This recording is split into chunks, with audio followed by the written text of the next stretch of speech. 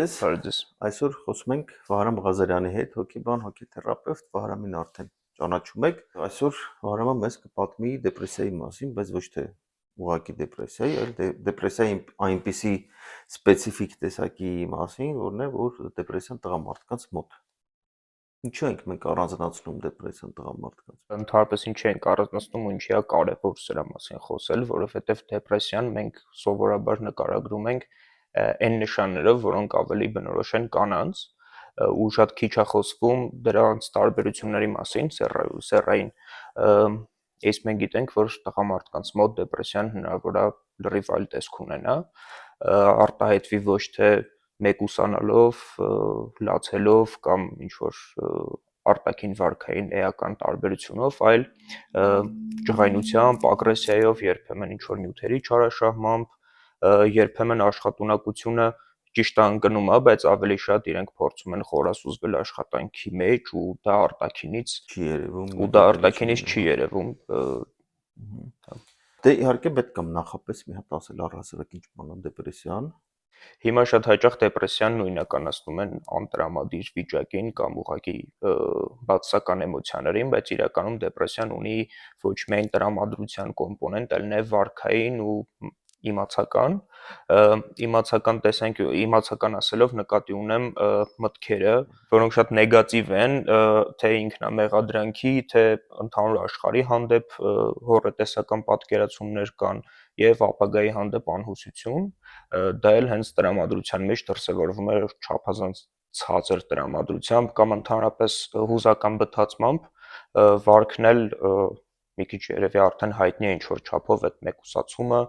տղամարդկանց մոտ կոնկրետ ավելի շատ ագրեսիան։ Այսինքն այդ հիմնական 3 կոմպոնենտը, որ ասացինք, չէ, մի կողմից пассивությունն է, դա մոտիվացիայի հետաքրքրության իջեցումն է, պեսիմիզմն է, բացասական այդ նեգատիվ մտածողությունը եւ երրորդը հուզականը։ Հիմա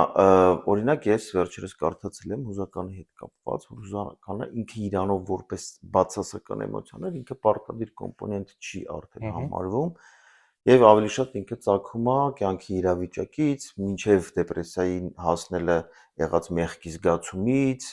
բացասական իրադարձություններից եւ այլն եւ այլն, այսինքն նույնիսկ եթե մենք չենք ունենում բուն տրամադրության իջեցում, ելի կարող ենք խոսել դեպրեսիայի մասին, եթե կան այն մնացած ախտանշանները։ Հա, ոչ միայն հենց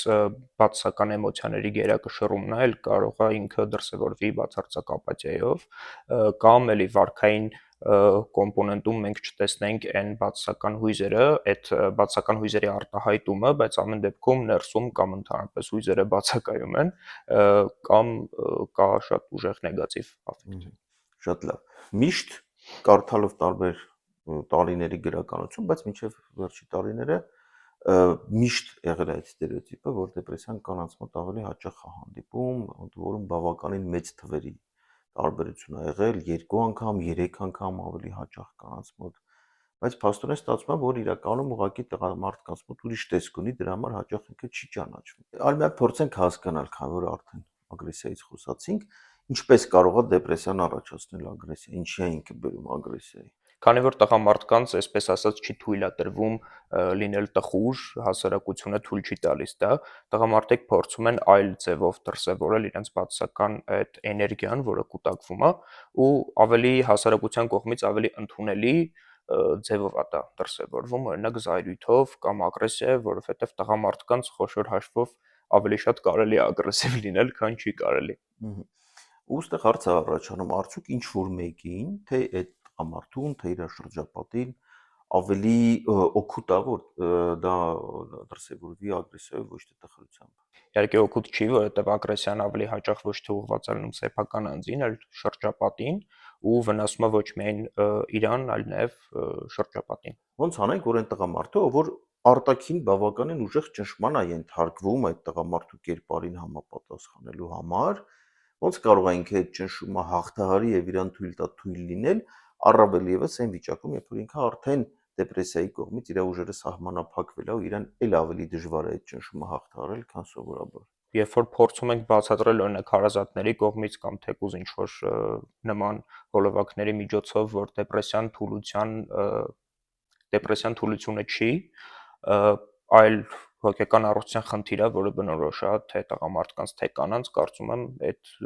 ձևով փորձում ենք հասնել հենց նրան, որ տղամարդիկ, ինչպես նաև կանայք կարողանան դիմել մասնագետի ու ճանաչեն, որ իրենց ագրեսիան իրականում ոչ թե նորմալ է, ոչ թե բնական երևույթ է, որտեղ իրանք տղամարդ են, այլ դա կոնկրետ հոգեկան առողջության խնդրի մասին է խոսում։ Դա լուծում է հարցի կեսը, որովհետև հա դա օգնում է այդ մարդուն, ով դեպրեսիայի մեջ է, տվյալ դեպքում տղամարդուն,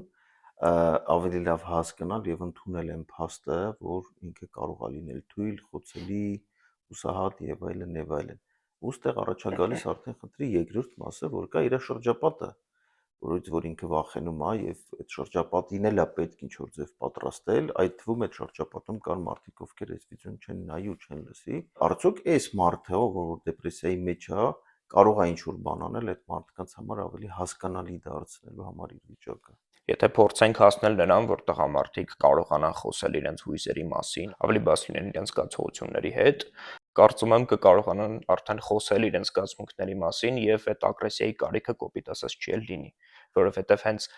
հույզը ու զգացմունքը դուրս կգա հենց այնպես, ինչպիսին ինքը կա ու կարիք չի լինի փոխելու իրան ենթագիտակցաբար իհարկե ագրեսիայի կամ զայրույթի։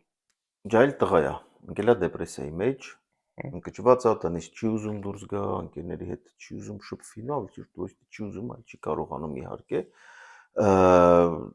աշխատանքի դժվարանում է գնալ եւ այլն։ Ու սենց ընկերները եկել են իր մոտ ու սենց ախպերս ինչ վիճակ կա, մի հատ հել գնանք մի բաժակ պիվա խմենք, բան, այս խոսակցությունը ու ինքը կուզենար իր ընկերների հետ գնալ այդ մի բաժակ գարեջուրը խմել, բայց ինքը ի վիճակի չի, ինքը ուժ չունի դա անելու, այսինքն մենակ այդ միտքը, որ պետքա տնից դուրս գալ, շորեր փոխել, արևի ուժեղ լույսի տակ հայտնվել, ինչ որ մարդկանց մեջ, այդ աղմկի մեջ եւ այլն, արդեն իր համար անտանելի ծանր է ու ինքը ի վիճակի չի դա անել։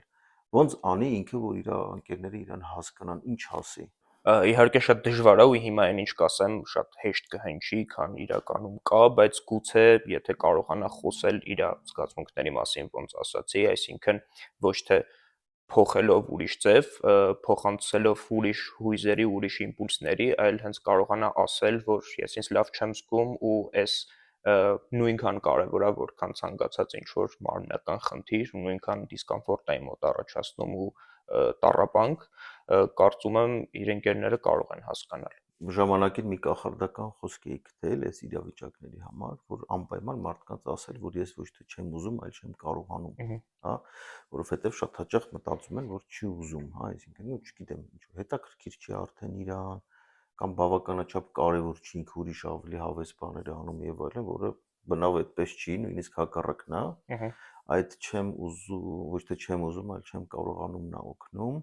բայց այստեղ մի բան էլ կա, որ ես կուզենամ այդ միտքը զարգացնենք, դեպրեսիվ մարդուն նաև պետք է օգնություն, այսինքն ինքը մի կողմից իր ռեսուրսները սահմանափակ են շփվելու եւ օգնության դիմելու, մյուս կողմից այդ օգնության կարիքը մեկը կա եւ ինքը մեծ է ու գնալով աճում է եւ այդ մենակության զգացումը, մեկուսացման զգացումը իհարկե ավելացնում են այդ բացասական էմոցիաները, ոնց օգնություն ուզել մտերիմներից, եթե մինչեւ այդ դա չես կարողացել անել։ Դե պետք է ամեն դեպքում փորձել հենց կարողանալ իր կարիքների մասին խոսել, թեկուզ ցանկացած ինչ-որ բան, թեկուզ ուղղակի սոցիալիզացիայով ինչ-որ ձև փորձել շփվել, որպեսզի չմեկուսանա, դա էլ ահագին ինքնօգնություն է, բայց եթե դա էլ քիչ է, ասենց ասած, կարելի է փորձել ամեն դեպքում հենց խոսել այն ամեն ինչի մասին, ինչ որ ինքը մտածում է ու բարձրաձայնել մենակ չմնալ, էլի ոնց ասացի, որովհետև դրանք հենց դեպրեսիայի մի կողմից դեպրեսիան ստիպում է դա անել, այսինքն մեկուսանալ, մյուս կողմից էլ մեկուսացումը էլ ավելի է խորացնում դեպրեսիան, եթե այդ շղթան քանդում ենք, ինքը բավականին խնդիրներ կարա լուծի։ Իսկն առաջինը սովորել խոսել դրա մասին, սովորել բարձրաձայնել, որից հետո արդեն սկսում են ինչ-որ դռներ բացվել։ Առաջին քայլը դա է ամեն դեպքում։ Ցանկացած խնդրի մասին, ոնց գիտենք, առաջին հերթին հենց խոսելը հոգեկան խնդիրների դեպքում ամենաառաջին քայլն է, որ պետք է անենք։ Շատ լավ։ Այ հաճախ ենք հանդիպում այդպիսի իրավիճակներին, երբ որ ընտանիքի անդամները փորձելով օգնել, իրականում վիճակը ավելի են վատացնում։ Այսինքն պարտադրում են ինչ-որ բաներ անել, դե տես չի լինի, մի հատ դուրս արի հագնվի, չգիտեմ, դուրս արի մանարի, շփվի, էս արա, այն արա եւ այլն, այն դեպքում երբ որ այս մարդը այդ ուժը չունի, այդ ռեսուրսը չունի, ի՞նչ է կարելի խորհուրդ տալ դեպրեսիայով տղամարդկանց ընտանիքի անդամներին։ Առաջին հերթին պետք է իհարկե նշեմ մասնագետի դիմելը, որովհետև դեպրեսիան ամեն դեպքում պահանջում է թե հոգեթերապևտիկ, թե հոգեբուժական միջամտություն, դա պարտադիր, բայց նախքան դա երևի թե ոչ մասնագիտական օգնություն կարելի է էլի շատ չսխմելով, շատ չստիպելով, բայց փորձել ակտիվացնել ինչ որ չափով, եթե իհարկե կա ինչ որ ռեսուրս, իսկ ռեսուրսները միշտ կարելի է գտնել, փորձել էլի խոսել, լսել, չգիտեմ, շատ էլի հարցեր չտալ, բայց թեկուզ գոնե մեկ հատ ավել հարց տալը կարող է ահագին օգնել մարդուն։ Դե արի մի փոքր անդրադառնանք ավելի մանրամասն ախտանշաններին, հատկապես այդ սպეციფიկ տղամարդկանց բնորոշ, մեկի մասին արդեն խոսացինք, դա ագրեսիան է, այլ ինչ հատուկ բնորոշ նշաններ կան։ Առաջին հերթին երևի եթե կանայք երբեմն կարող են խոսել, թե ինչ է իրենց հետ կատարվում, տղամարդիկ չեն խոսում, որովհետև չեն ուզում խոցելի լինել, ու դա ասոցացվում է թուլության, անողնաշար sense ասած լինելու հետ։ Այսինքն Լռելը կարող են նաև սոմատիկ խնդիրներ առաջանալ, ավելի հաճախ տղամարդկանց դեպրեսիային է բնորոշ սոմատիկ խնդիրները, հիմնականում մարսողական համակարգի խնդիրներ, ամենահաճախը գլխացավեր, էլի դեպրեսիային բնորոշ են։ Սեռական ոլորտում թե կատարողական խնդիրներ կարող են լինել, թե ընդհանրապես ցանկություն չունենա տղամարդը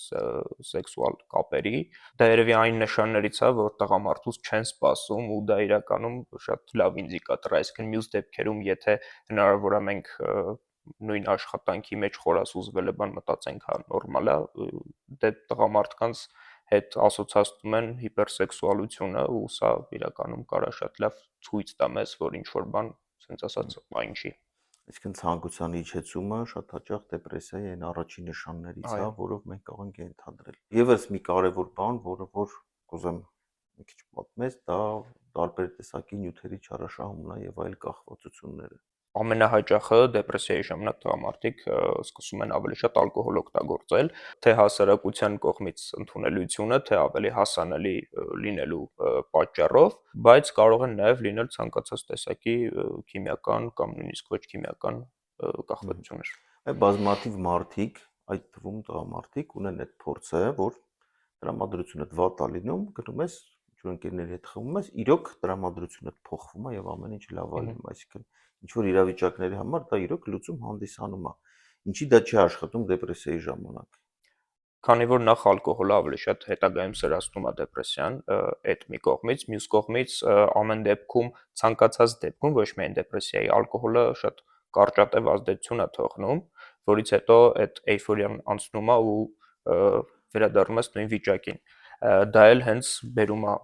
ալկոհոլային կախվածության։ Իսկ ստացվում է, որ եթե ինչ-որ փոքրիկ խնդիր է, որը օրվա տրամադրություն փոխելու մասին է եւ այլն, դա դեռ կարող է աշխատել, թեև էլի բոլորի մոտ չի աշխատում, բայց եթե մի քիչ ավելի խորն է խնդիրը, ալկոհոլը իրան էլ ավելի է խորացնում։ Իհարկե։ Նաեւ բազմաթիվ մարդիկ ունեն դրական փորձ կապված մարիխուանայի հետ։ Այո։ Այսինքն էլի ծխում են, որոշակի ինչ որ թեթևանում են, թուլանում են եւ այլն եւ այլն, ինչի դա չի աշխատում դեպրեսիայի ժամանակ։ Էլի նույն տրամաբանությամբ, որ երկարատև ազդեցությունը ավելի կարող է խորացնել դեպրեսիան եւ ամեն դեպքում դա բուժում չի եւ վերջնական խնդիրը չի լուծելու, ոնց ասացի, շատ կարեւոր է դեղորայքային ու հոգեթերապևտիկ միջամտություն դեպրեսիայի։ Ես միջամտեմ որպես բժիշկ, այն նյութերը, որոնք որ տալիս են կարճատև հոգեխթանիչ էֆեկտ, իրանք ազդում են մեր առանց հետել իջած սերոտոնինի պաշարների վրա, այսինքն իրանք նվազեցնում են այդ պաշարները ել ավելի շատ եւ հետագայում այդ նյութերի օգտագործումի պատճառով ավելի են սպառվում մեր սերոտոնինի պաշարները։ Բայց այդտեղ կա նաեւ այլ գործոն, որ եթե մեր դեպրեսիան պայմանավորված է օբյեկտիվ արտաքին ինչ-որ իրադարձություններով, այս նյութերը մի քիչ բթացնում են մեր ապրումները կապված այդ իրադարձությունների հետ եւ ստեղծվում է տպավորություն, որ իրոք ինչ-որ մի բան դեպի դրականը փոխվեց, սակայն դեպրեսիայի մյուս կոմպոնենտը, որը մի քիչ հեռահար առումով էլ ավելի կարևոր է, դա մոտիվացիայի կորուստը, պասիվությունը, ուժերի սպառվածությունը եւ այլն, այդ նյութերից էլ ավելի է տուժում, այսինքն ոնց որ դու ստանում ես հնարավորություն կարճատև ինչ որ մի քիչ ավելի լավ զգալու, բայց հեռահար տեսակետից դու ավելի ես իջացնում քո շանսերը այդ վիճակից դուրս գալու։ Ստացվում է, որ բավականին յուրահատուկ է տղամարդկանց մոտ դեպրեսիան ընթանում եւ ագրեսիան, անտարբերությունը, աշխատունակության անկումը, մարմնական տարբեր տեսակի գանգատները, տարբեր նյութերի գործածումը, սեքսուալ դիսֆունկցիաները եւ այլն, այս բոլոր բաները նույնիսկ եթե չեն ուղեկցվում տեսանելի տրամադրության իջեցումով եւ այլն, կարող են վկայել դեպրեսիայի մասին։ Վստահ եմ, որ շատերը իրանց ճանաչեցին, կարծում եմ ավելորդ չի լինի հիշացնել, որ ամեն դեպքում, եթե դուք մի օր կամ մի քանի օր այդ վիճակում եք, դա դեռ պարտադիր չի, որ լինի դեպրեսիան մի քիչ ավելի երկարատև լուրջ վիճակների մասին է, ինչ ասենք մենք այդ տղամարդկանց, ովքեր ունեն դեպրեսիա, որպես եզրափակիչ խոսք, ինչ կարող ենք իրանց ասել, որ կարողանանք օգնել։ Ես մի անգամ էլ այսի պես չեմ զլանա մի անգամ էլ ասել, որ դեպրեսիան թուլության հետ որևէ կապ չունի ու կամքի ուժի բացակայության ինչ որ նման տղամարդկային այդ կարծրատիպային հատկանիշների բացակայության մասին չի, այլ դա լուրջ առողջական խնդիր է ու ուզում եմ, որ իմանան ու հիշեն տղամարդիկ ու իրենց հարազատները, որ նման նշանների դեպքում օգնությունը հասանելի է ու որքան շուտ լինի օգնությունը, այնքան ավելի լավ։ Շատ լավ, շնորհակալություն։ Ցեզ էլ։